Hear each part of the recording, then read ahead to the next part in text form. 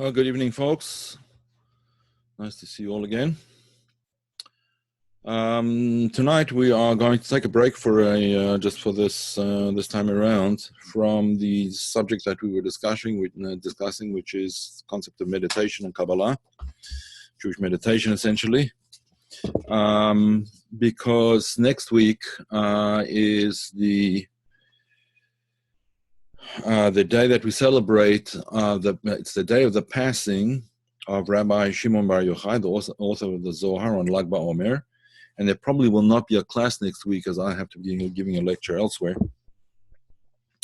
So I decided that we're going to do it this week in order to prepare everybody for the coming day. So basically, this light is a little bit too bright on me here. Okay. So basically, the day of BaOmer means the 33rd day of the counting of the Omer. What is the counting of the Omer? The counting of the Omer was actually a sacrifice, a barley offering that was brought between the festival of Passover, Pesach, and culminating in the eve of Shavuot. The Shavuot is literally means weeks, but it's the festival of the giving of the Torah. So there was 49 days between Passover, the second day of Passover, the second night of Passover, and when the Torah was given. And those 49 days comprise 7 weeks. And during that 7 weeks, we count every night. It's a special prayer that is said, and the day of the Omer is called the counting of the Omer. The day of the Omer is counted. And it is corresponded to a particular, how shall we say it, tziruf in Hebrew, which means a particular combination of sfirot. So it starts off with chesed shebechesed, kindness within kindness. I should probably actually pull up a chart of the sfirot here so that everybody could see. Wait a second, let me just do that. In any event, the first night is Chesed Shebechesed, and then the second night is Gvura Shebechesed. I'll just pull up a chart. I'll show you. I will show you shortly. Let's just go here and there, and there we go. All right, share screen. Here we go. All right. So, you'll note that there are actually 10 sfirot. That if we count Keter, we don't count Da'at. If we count Da'at, we don't count Keter. These sfirot, excluding Keter, are the imminent emanations, the imminent sfirot. In other words, imminent meaning within, where the light is within the vessels. And Keter doesn't really have a vessel per se. So if we count Keter, we don't count Da'at, we don't count Da'at. If we count Da'at, we don't count Keter. In other words, we count only the imminent sfirot. The first 3 sfirot, excluding Keter, are called Mochin. Mochin means intellect. These are basically the intellectual sfirot, Chochma, Bina, and Da'at. Chochma, the idea of, it's usually translated as wisdom, but it means the power to nullify oneself completely to true existence, to nullify, to merge into ultimate existence. That's Chochmah. Bina is essentially the idea of understanding, comprehension. It's comprehending things, understanding things. And Da'at is focus, connection, etc. So those are the 3 intellectual sfirot. And we don't count any of these during Sfirat HaOmer. Sfirat HaOmer is what's called the time for Tikkun Hamidot. Tikkun Hamidot, rectification of our emotional qualities. The emotional qualities over here would be Chesed, Gvura, Tiferet, Netzach, Hod, Yesod, and Malchut. Now, what's Chesed? Chesed is basically the concept of love. Love and expressed in kindness, kindness towards others. Gvura is the idea of might, expressed in the concept of awe, A-W-E, right? Awe and holy fear, not abject fear, not fear of other human beings or circumstances, but awe, a sense of reverence and awe. That's what Gvura really represents.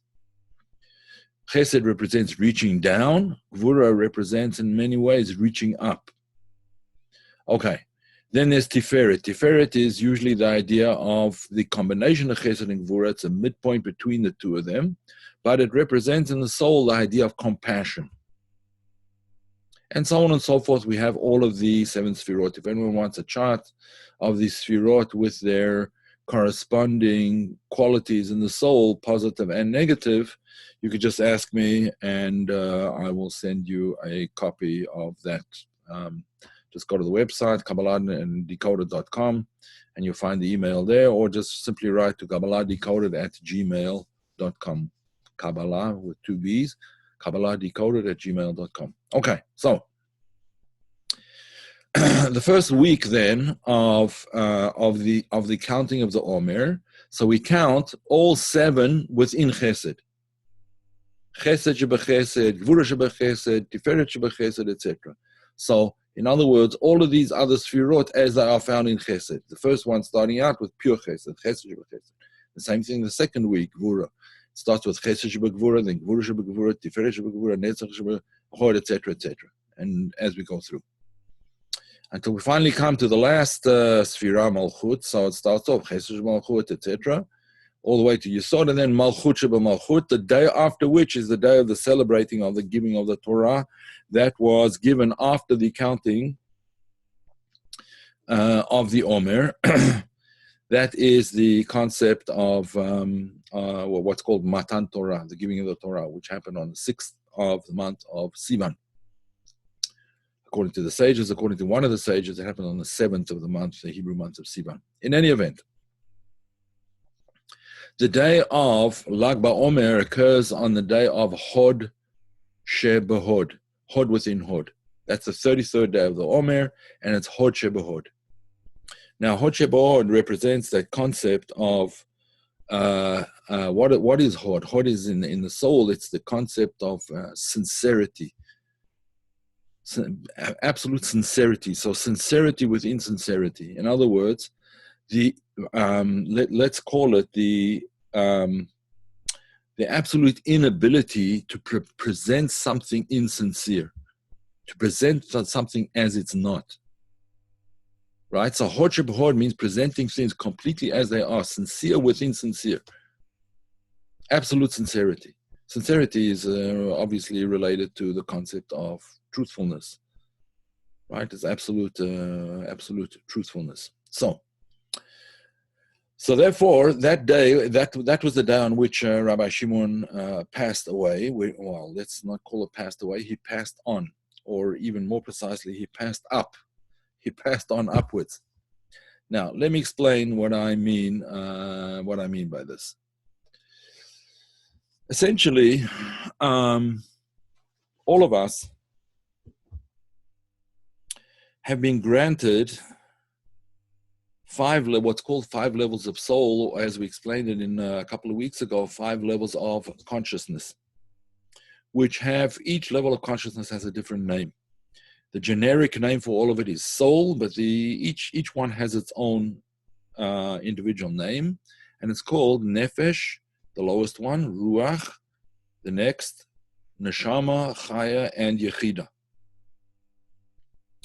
Now, nefesh is simply the life of the body. It's physical life force within your physical energy. Ruach is the life or the energy of the emotions. It's emotional energy. And as we know, that emotional energy can get stuck pretty much in negative character traits and so on and so forth. And therefore, the counting the Omer is very necessary to try and sort of smooth things out, to make the right channel so that things flow smoothly, to concentrate for 7 weeks on straightening things out, straightening out these channels. Then we come to neshama. Neshama has to do primarily with the sphera of bina that we mentioned before. Bina, understanding. Nishmat, there's a verse that says like this, Nishmat Shin Daled Yud Tavinaim, Nishmat Shadat Tavinaim, which means that the soul which is granted by God will give people understanding. When a person's on the level of soul, he's on the level of understanding the way things really are. The first level, the level of nefesh, when it's in a state of tikkun, when it's properly rectified, that's proper behavior. When we're talking about rectified ruach, the next level up, that's proper rectified emotions. When we talk about neshama, that's proper rectified intellect, proper rectified understanding. Then we get up to the next, to the two highest levels of the soul, called chaya, and then yechida. So chaya has to do primarily with the will. In other words, willing the right things, wanting the right things, having your focus set on the right target. That's the will. That's a rectified will. And ultimately, then we come to the level of yechida, which is complete unity, oneness, with merging into the being of God and not experiencing oneself as a separate being. Now, is this at all possible for a person in this life, in this conscious life, to experience that absolutely completely? Well, there's a verse that says, "Lo yira adam es panai b'chai," right? Lo yira, a person won't see my face, so to speak, and live. In other words, you won't see the inner dimension. You can't see the inner dimension while you're alive. Only when the soul is divested from its physical limitations is it able to experience that truth completely. There were very, very, very great righteous, saintly people who were able to experience that almost completely in life. But when they did experience that, they were in a state of complete, they weren't in the world, they were in a state of ecstasy. This is the state that Moses was in when he went up on top of the mountain to receive the Torah. He was there 50 days and 50 nights. He was there for a long period of time, which he didn't eat or drink or anything like that. It was a state of this complete and absolute identification with the very, very highest levels of his soul. And then he came down with the Torah. That highest level of the soul, again called Yechida, is called Yechida because it is one with God at that point in time. It's called Yechida because Yechida means one, right? From the word Echad, Yechida, unique, one uniqueness. In fact, it's called in Kabbalah, that level of Yechida is called a spark of the Creator within a spark of the created, right? It's the spark of the Creator within us that would be called the Yechida of our souls, that very highest level of consciousness. It's essentially what you would call constant and perfect God consciousness as far as that is possible while still enclosed in this physical body. Okay. Comes the day of Lag BaOmer. That's the day on which Rabbi Shimon passed onwards and upwards. He passed into, in other words, he left the physical body and he became completely divested of his physical body, and where his soul ascended on high and merged into the divine reality completely. But on that day, he revealed many, many, many of the secrets of the Torah, which we're not going to go into now. They're very esoteric and very complex, and one needs a lot of introductions to be able to understand even a little bit of those secrets. But I would like to tell instead a story that will illustrate this idea, hopefully to a large extent. And of course, you can ask questions at any point in time. In fact, I just see there's a question now. Why is Da'at not counted? Okay, Da'at is not counted because if we count the transcendent aspect of a person's soul powers, in other words, the keter aspect, the will and delight and faith, which are all one sphira, keter. If we count that, then we don't count the manifestation of that within That which is really consciousness, because we're talking about super conscious. Will and delight and are super conscious things. There's no conscious explanation for them. There's no reasonable, logical explanation for them. They just are what they are. So when we count Keter, then the sphere that we don't count is Da'at. But generally, we count Da'at and we don't count Keter. In terms of what we have to do, Da'at is much more important than Keter. Keter sets the tone, but it's not something that we have to work on all the time. It's the general direction in which we're going, so to speak. Okay, I'm going to answer a few questions now, and then we'll continue to with this story that I want to tell you. Okay, so then Dennis asked, so the spark that Hashem gave us in our soul is a spark that keeps us connected with Him forever. Yes, that's exactly what it is. It's called Yechida Liyachtach. It's Yechida, to be connected with you with a capital Y, yeah? Capital Y, in other words, with God. Exactly. How will this impact those close to us who are not consciously aware of it, but we are? Well, one of the things that happens in that kind of situation is people do get affected, maybe in ways that they don't understand, and it takes time for them to, it takes time for it to seep in. But probably the thing to do is to sort of make kind of overtures to people that, there's other ways of thinking about things, and it doesn't have to really necessarily come from a religious observance place. In other words, if you start preaching to your family, you're going to kind of leave them behind, or they'll leave you behind, or something like that. It doesn't, it causes more barriers than it's worth. If they're irreligious or anti-religious or whatever it is, so you have to come about it from a different angle. These things will probably best be discussed individually, because everyone has individual circumstances. But what happens with them is hopefully they see an example of someone who, in some way or another, they want to emulate, or they want to feel that this is the right way of doing things. I'll just tell you an example, just very briefly, a personal example. There's someone that I know very, very well, who has a daughter who's really, unfortunately, far astray. And so my family was sort of, my kids were talking about it. And my oldest daughter said, that's the beauty of knowing Torah, knowing the divine teachings, because it prevents a person, or at least it helps a person to prevent themselves from straying so far, from doing things which are ultimately self-destructive. Because everybody's probably heard of the concept of the Yetzer Hara, the evil inclination. That's not a good translation of it. That's the way people always translate. It's not a good translation. It's not the evil inclination. It's the inclination to do evil, or even better, the inclination to do harm to yourself, because that's what it is.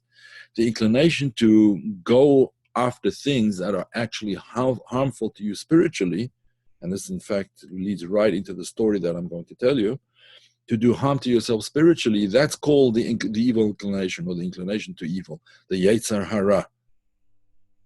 So unfortunately, we're all born with such a thing. We're all born with an inclination towards self-satisfaction and self-aggrandizement and self-appeasement and self-satisfaction of one sort or another from the time that we're very little kids, and that we're very small when we're little kids.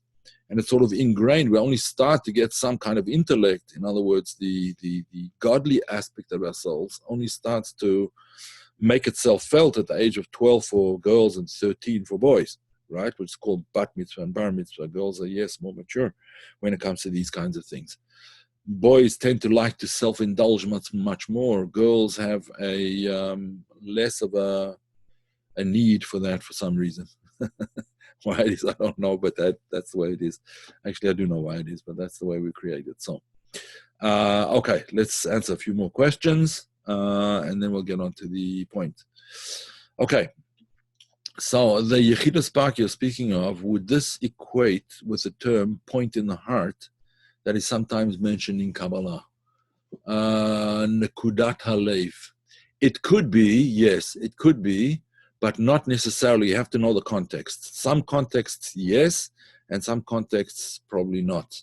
Some contexts is probably, it could simply be referring to the depth of the depth of emotion of love. It might be talking about that, but it could also be talking about Yechidah, yes. Is the Yechidah spark a connection to Hashem forever? What about those whom Hashem hates, who God hates? Okay.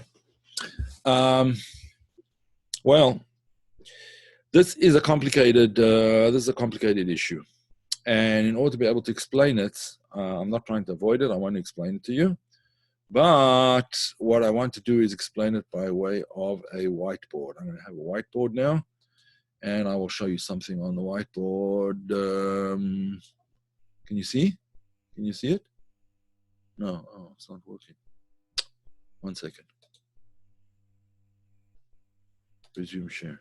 Can you see the whiteboard? Oh, I can't see the chat. 1 second. Let me see the chat, yeah. You can see the whiteboard. Okay, good. Okay, so let me just explain how things work.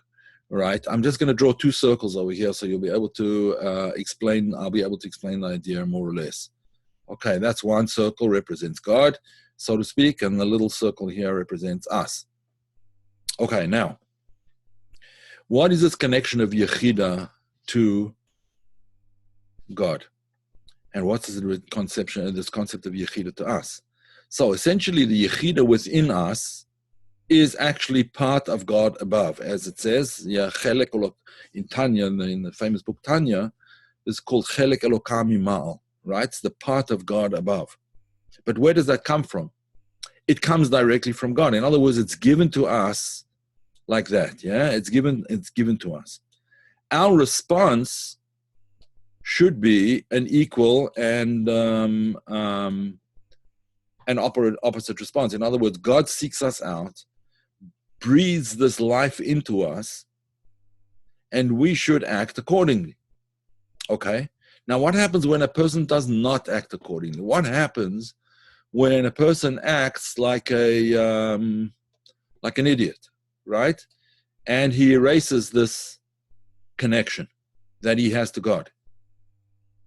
That's his conscious connection of Yechidah, or perhaps even an unconscious connection of Yechidah. But what happens? So he's erased it. But what happens with the connection between God and man? In other words, with the Yechidah, it's still there. In other words, we can only damage our relationship to God.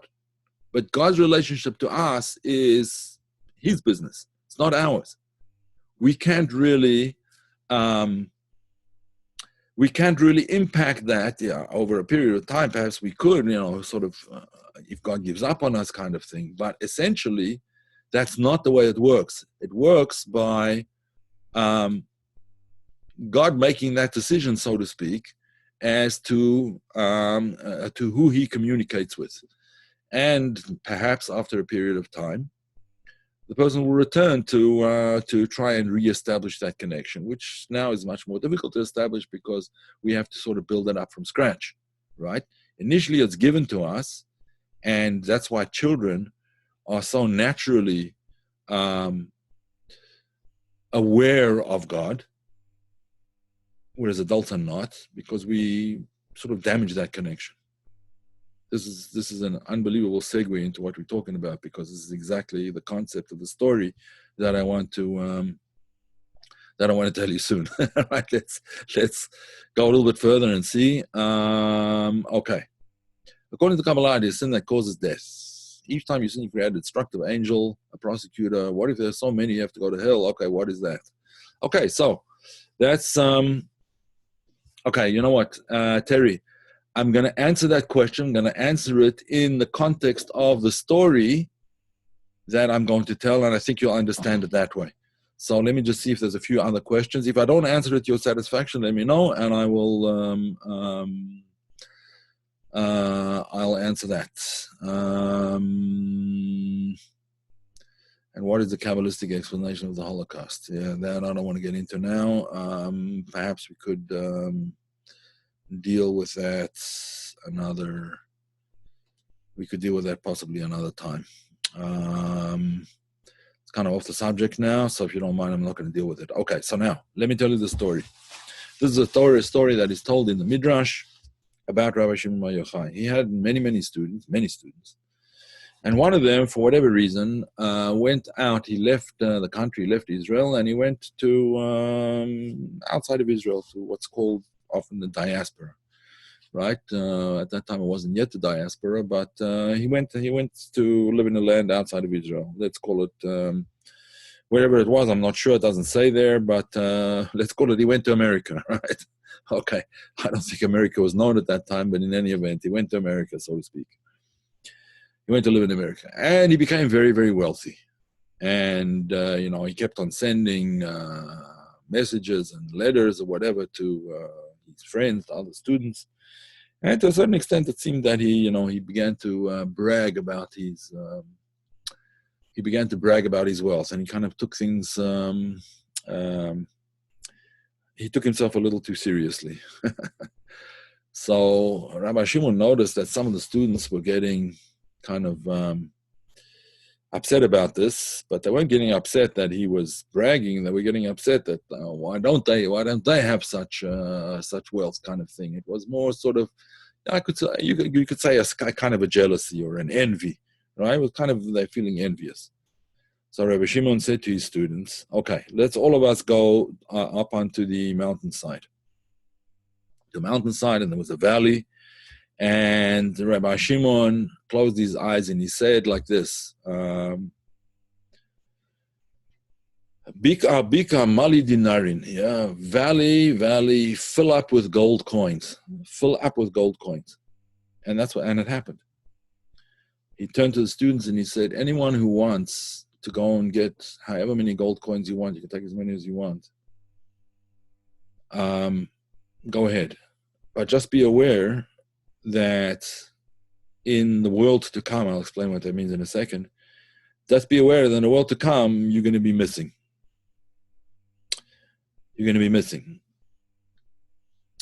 Because you will have used it up in this world. So, first of all, what is the world to come?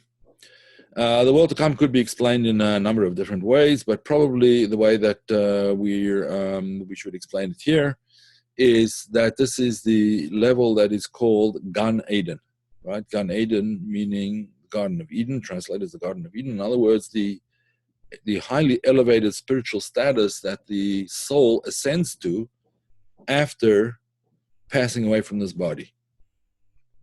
Okay, so what did Rabbi Shimon mean that you'll be missing it in the Garden of Eden? You can have it here, but you won't be able to have it in the Garden of Eden. You'll be missing it there. Does that mean that the Garden of Eden is a place of tremendous wealth? There's rivers flowing with milk and honey, and you're getting fed grapes by 70 virgins and whatever it is? Nope, that's not what it means. That's not what the Garden of Eden is. On the contrary, it's a completely spiritual state, devoid of any physical qualities. So what did Rabbi Shimon mean? He meant that if you focus on physical things in this world, it's going to detract from your spiritual achievements, and therefore the level of spiritual delight that your soul experiences in the Garden of Eden is going to be reduced corresponding to the level of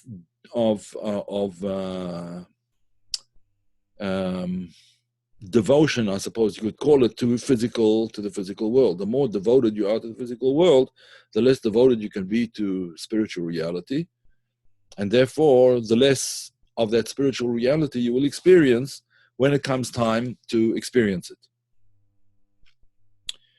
Now, this story illustrates, therefore, the primary concern of Rabbi Shimon. Like, what was he up to? What was he all about? What was he trying to achieve?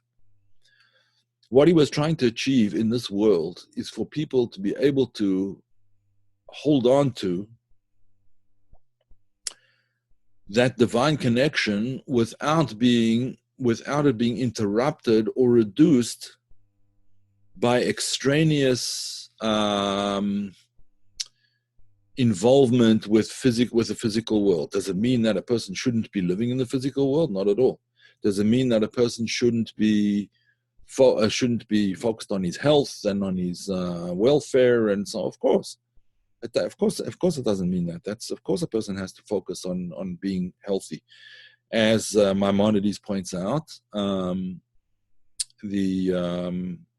that's brought down in Tanya, actually, that a hole in the body is a hole in the soul, right? In other words, physical impairment caused by you in your body, physical destruction of your physical being is not what we are put here for. We're put here in order to elevate the physical world, not to destroy it, not to ignore it. The problem is there's a very fine line between using the physical world in the right place, and that includes our physical bodies, using it in the right way, and allowing it to distract us from what we're really supposed to be doing. In other words, the physical world is a tool. The physical body is a tool. It has to be kept healthy. It has to be kept sharp. It has to be kept properly fed and properly in its place. And then that allows one's spiritual development to take place. Spiritual development doesn't only take place in the mind and in the soul beyond. It also takes place within the physical body. We are here in order to sanctify the world, because even the physical world can experience some type of spiritual status at a certain point in time. That's up to us to make it that way. We have to make sure that the physical things of this world are also used for holy purposes. That's the thing that makes the world a holy place. Where was the tabernacle, the Mishkan, the temple built? It was built in the physical world.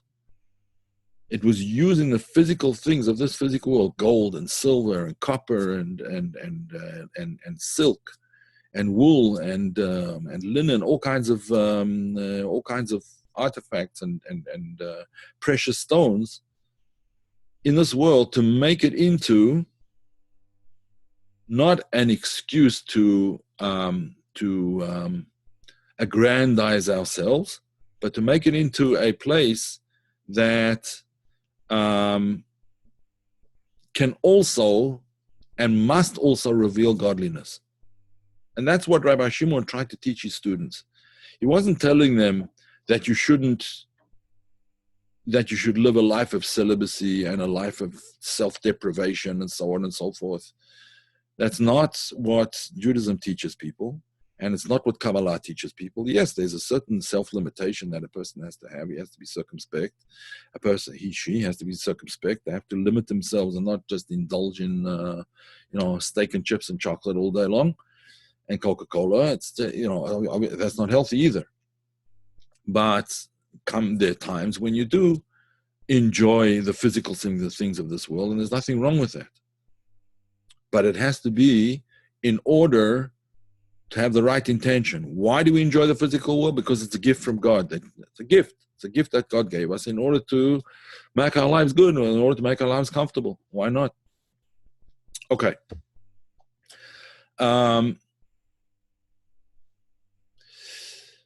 Okay, let me just answer a question quickly. Do we really damage the connection with the Creator, or do we set it aside because of the fear of ridicule?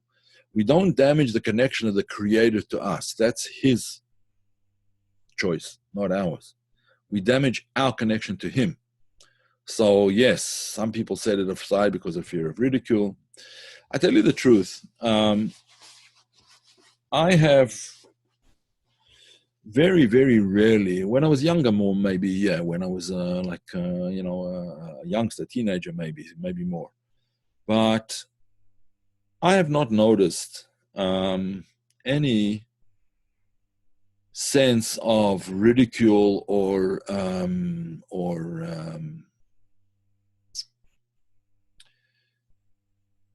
hatred or disparaging. I mean, probably, I mean, I don't go look for it, that's for sure. But I haven't noticed that there is, people have a respect. They do. They respect. Unfortunately, the people who respect sort of Orthodox Jews, the least, are other Jews who are not Orthodox. That's the unfortunate thing. Is there's a story that was told by Rabbi Dr. Abraham Twersky. Now, Dr. Twersky comes from a very a noble Hasidic family. His father and his grandfather were actually Hasidic rebbes, Hasidic like grand rabbis, very important and very holy men. And he became a psychiatrist. He lives in Boston. He lives there today, and he runs a number of different psychiatric clinics. One of the things that he does is he runs a network of clinics for addictions. Like that's one of his big things. Very, very interesting man. But anyway, he tells a story that once he was on a train traveling somewhere, and a non-religious Jew started like spewing all kinds of invective against him, saying that, how can you walk around in the 20th century? You're walking around like you're from the 1700s and so on, because he wears the garments of rabbinical garments and so on, and a hat, a round hat or whatever. So this man was disparaging him, and he said, "Excuse me, sir, I'm not really sure what you're talking about. Did you know that I'm Amish?" Which he wasn't, but he wanted to do this for an experiment. So the man starts apologizing profusely on how much he respects the Amish for carrying out their faith in the modern world and so on and so forth. And Rabbi Dr. Twersky just looked at him after this, like 5 minutes of apologizing and so on and so forth. He said, "Man, you're really lost." He said, "Yes, I'm Jewish and I'm a rabbi, but look at your reaction. What are you so ashamed of? What are you so ashamed of yourself? Why do you have to be?" So I understand the question, Shirley. It's a question which many people, unfortunately, are afraid of ridicule. I myself have never really, certainly my adult life, I've never experienced ridicule, except once actually when I was in England. Come to think about it, I taught in a place called Carmel College in England for a few years. Carmel College was actually a high school, but it was called Carmel College. So I taught there for a few years, and the first time that we went was sort of out in a village on the Thames River. They had rowing, it's like a real, high-class college, that kind of thing. I mean, on visitors' day, there was like 80 Rolls Royces. In any event, so I went into the marketplace. It was like in this little town called Wallingford.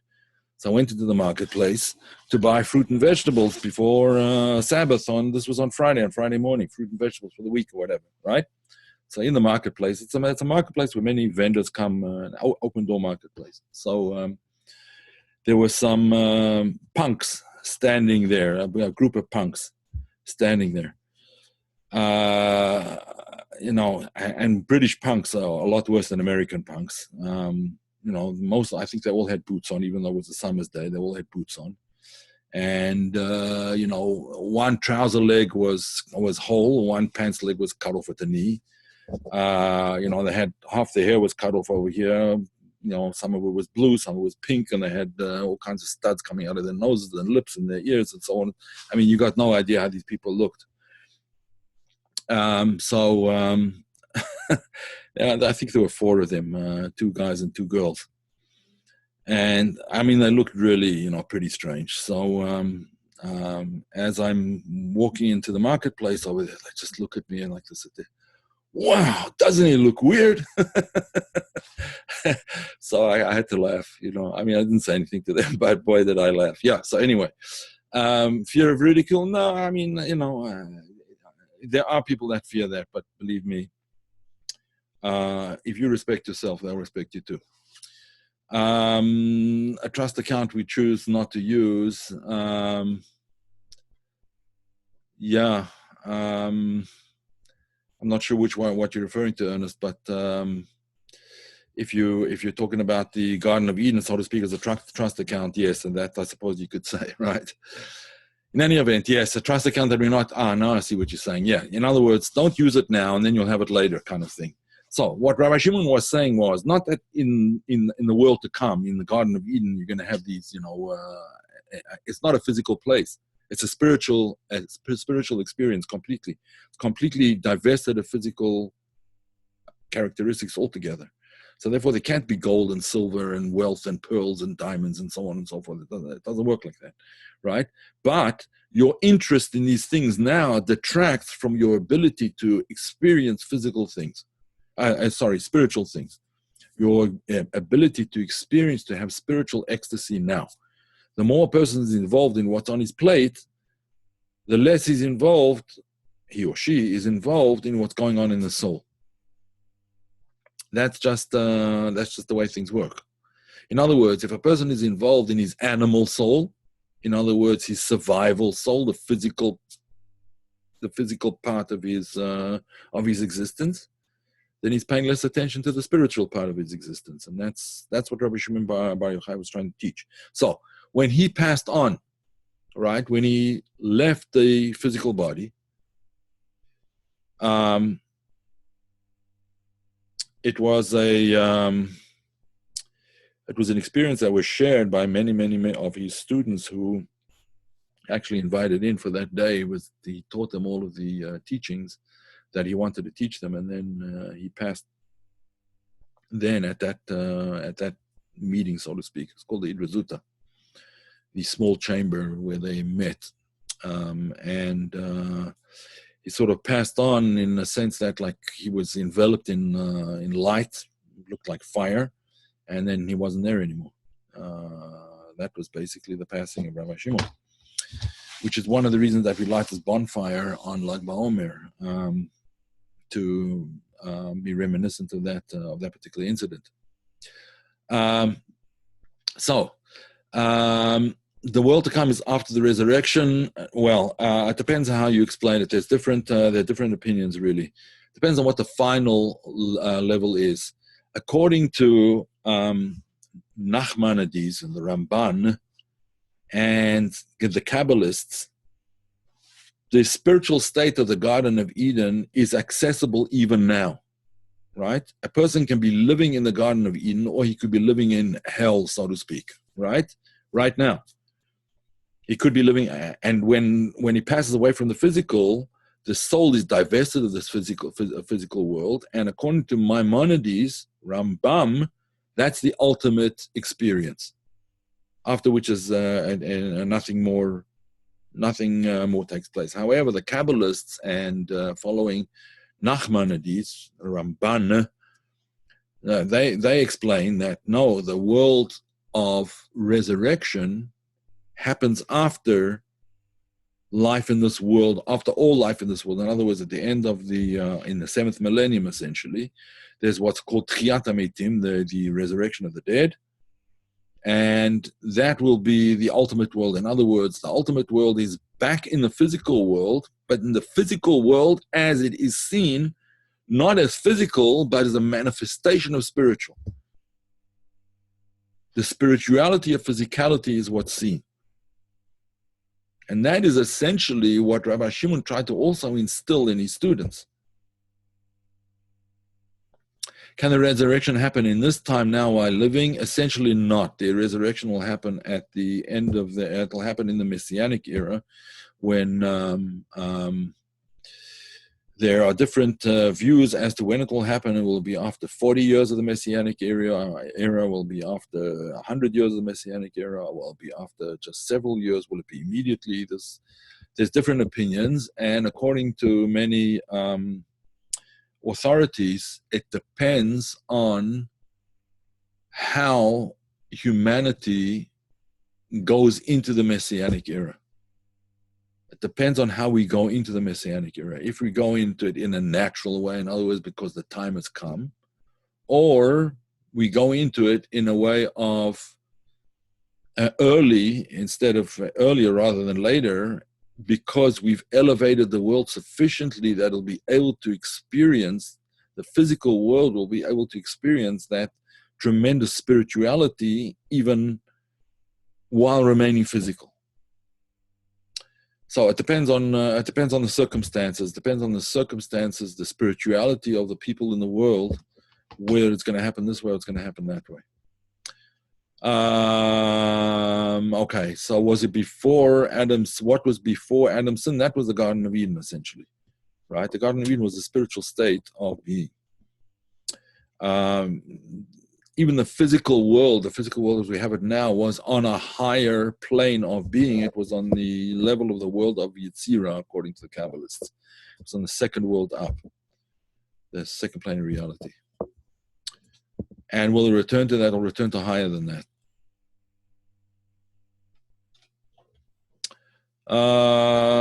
I missed a couple of things. All the teaching, is there any as important as loving others and treating others as you would yourself? Well, according to the famous sage Hillel, that is the entire Torah. The entire Torah is do unto others as you would be done by, or love your neighbor as yourself. Basically, that's the entire Torah, and why is that the entire? What about the relationship between man and God? Well, if you treat those whom God created in the way that He would want you to treat them, that's what gives Him the most delight. So that's the explanation. How do we achieve the perfect balance between the spiritual and the material? Second, I think I addressed that. Yes, it's a struggle to balance. There's no question about it. It's a struggle to balance these things, but that's why we're here. We're here to try and achieve that balance. Yeah, things things go off kilter a little bit, so you have to be brought back, and that's why it's very important. It's very important for people to have spiritual advisors. This is a fundamental concept in Jewish thought, and particularly in Hasidic thought.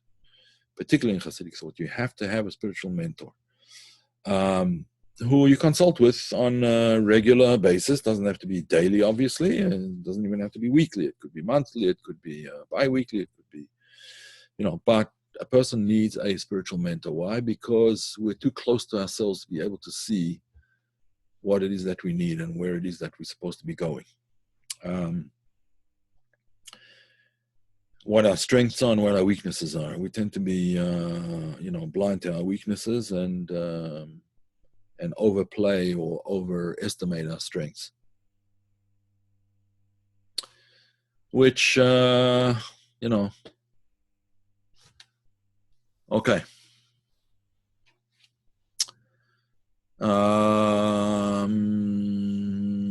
I'm just trying to read a couple of questions here. Some were sent in private, so I'll have to read them out. I hope they...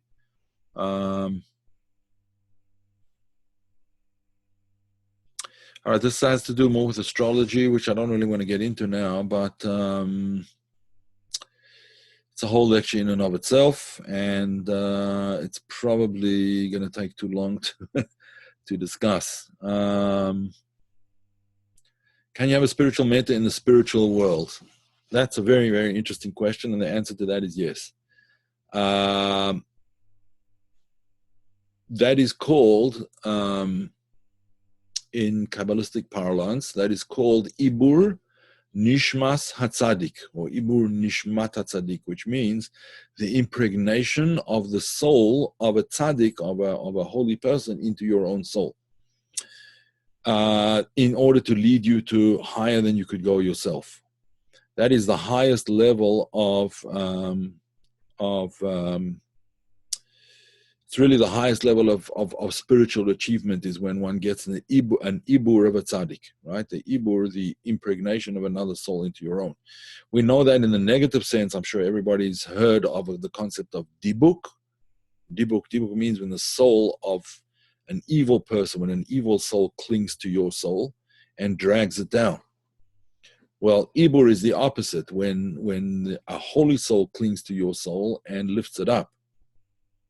That is, now, not everybody is worthy of that. Not everybody can achieve it. There's a few famous stories about Rabbi Chaim Vital and the Arizal. I'll just tell you one of them. Rabbi Chaim Vital was a student of the Arizal Rabbi Yitzhak Luria, the famous Kabbalist of the 1500s, who wrote Eitz Chaim and so on and so forth. The Arizal, everybody knows, or at least almost everybody knows. So he had a student. His chief disciple was someone named Rabbi Chaim Vital, and he once told him to go to a certain place and to meditate there and to say certain prayers. And he gave him certain, I don't know, call them incantations because it doesn't have the right context. That's like the right meaning. It's kind of like a mantra. I don't want to use that word either because it's associated with other things. But he told him to say certain holy names. Let's put it that way. At that particular place, at that particular gravesite, for some purpose which we are not necessarily aware of. In any event, he went and he did what his teacher told him to do. And Rabbi Chaim Vital, when he came back to the Arizal suddenly stood up as he walked into the room, and he was like, Rabbi, the rabbi, the teacher doesn't usually stand up for the student. It's the other way around, right? The student stands up for the teacher. Not in America, I know, but this is the way it is in traditional forms. It used to be like that in England as well. Even when I was a kid in South Africa, when the teacher came into the classroom, you stood up. That was the way it was. That was called derech eretz. You're supposed to have proper respect. I doubt that they do it in many schools in America. Maybe in some of the Catholic schools, maybe they do. I don't know. In any event, the Arizal stood up. The Arizal stood up for Rabbi Chaim Vital, for his student. So Rabbi Chaim Vital was very perplexed about that. And he was about to ask the question when the Arizal asked him a question. He said, tell me what you did today. So I told him that he did, he followed his instructions and he did what he was told to do. The Arizal said, no, but what did you do before that? He said, well, I sat down at a certain place to practice what you had told me to, the names, the holy names that you told me to utter. I wanted to make sure that I would say the prayers right and the utterances correctly. So I practiced a few times before I went to the graveside where you told me to go. So Rizal smiled and he said, now I understand. Because the gravesite, because the place where you sat down was actually the gravesite of a very great sage, one of the prophets, in fact, called Benayahu ben Yehoiada. So when you walked in, his soul came with you, right? The soul of Benayahu ben Yehoiada came with you because of the prayers and the holy names that you meditated on his gravesite. So therefore, one of the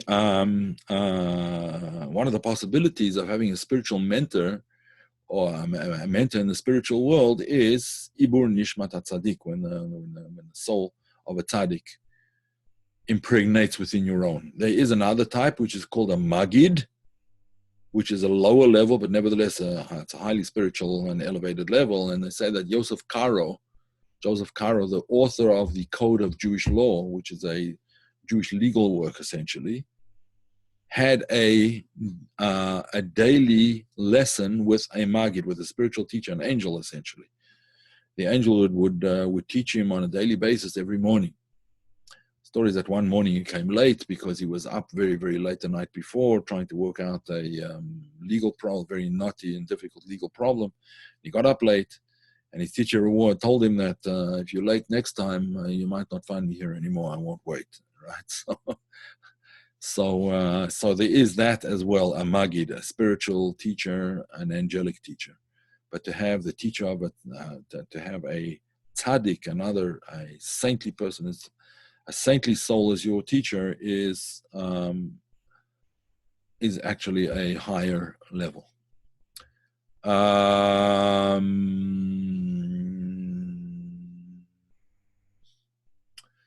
Okay, so when we study Torah, what is it that we strengthen?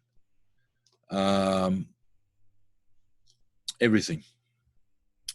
We strengthen everything. We strengthen the mind, we strengthen the heart, in other words, the emotions and the intellect, and we strengthen our bond to God. We strengthen our physical, because doing the right thing automatically strengthens the physical body, and so on. Okay, folks, we had a double whammy today because we're not going to have a class next week, so it's almost an hour already. I think we're going to have to leave it at that. So have a great weekend, a great Lag BaOmer, and I'll see you in 2 weeks. Alrighty, all the best, and it was my pleasure. Believe me, it was my pleasure. Okay, we'll be in touch. All the best, then.